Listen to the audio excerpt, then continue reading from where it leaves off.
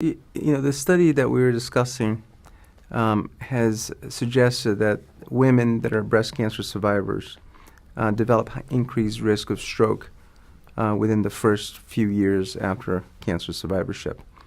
There are several potential reasons for something like that to happen, for a signal like that. I wouldn't call it, I wouldn't say that this is a fact as of yet, but this is a signal that needs to be further investigated.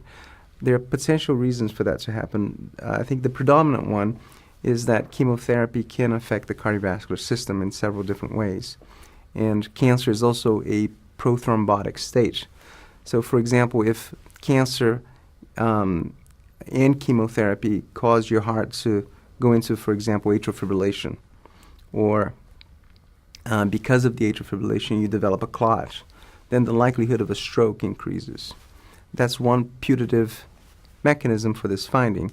There are others, of course. You can increase high blood pressure, and basically what the study found was that if you looked at the Framingham stroke risk score, which includes things such as age, hypertension, atrial fibrillation, left ventricular abnormalities, and coronary disease, the risk increases sharply within the first year after the end of cancer treatment. And during that year, the increased risk of stroke is higher.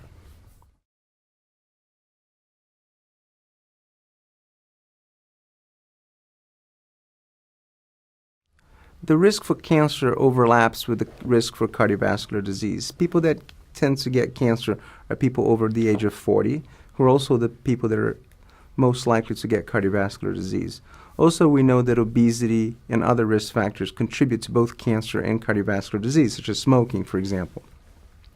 So we know that cancer and cardiovascular disease are parallel diseases. And as such, it's very clear that cancer itself does things to the cardiovascular disease to make it dysfunctional. But on top of that, certain chemotherapy regimens can also exacerbate that. For example, anthracyclines. Anthracyclines are a class of antibiotic drugs that are used frequently to treat breast cancer.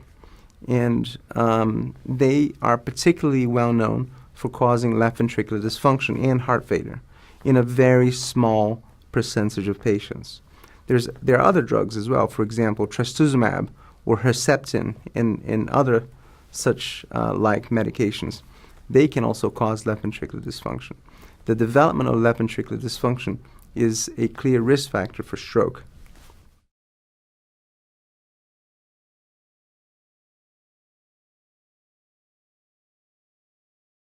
Other cardio-oncology programs around the country are focused on exactly that question: how to prevent cardiovascular morbidity and mortality during and after cancer treatment.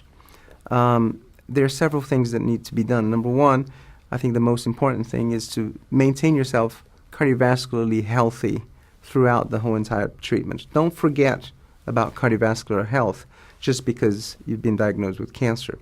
It's actually the opposite. You need to focus more on your cardiovascular health. Continue to exercise, continue to eat properly, give up smoking and any other bad habits, and prepare your heart for the battle that's about to come with cancer. And on top of that, for people that may or may not have any cardiovascular disease, a consultation with a cardio-oncology specialist ensures that the appropriate tests are done and appropriate medications are given that may diminish the risk of any cardiovascular complication. For example, here at university hospitals, any patient with breast cancer, for example, or any kind of cancer, that is going to receive any type of chemotherapy that may be toxic to the heart will come and see us. We'll evaluate their cardiovascular system. We'll order echoes and other such tests. We'll evaluate their risk, and then we'll try and mitigate their risk by establishing a very comprehensive schedule of surveillance with echoes, exams, and visits. And in some cases, we'll institute medications that can protect the heart.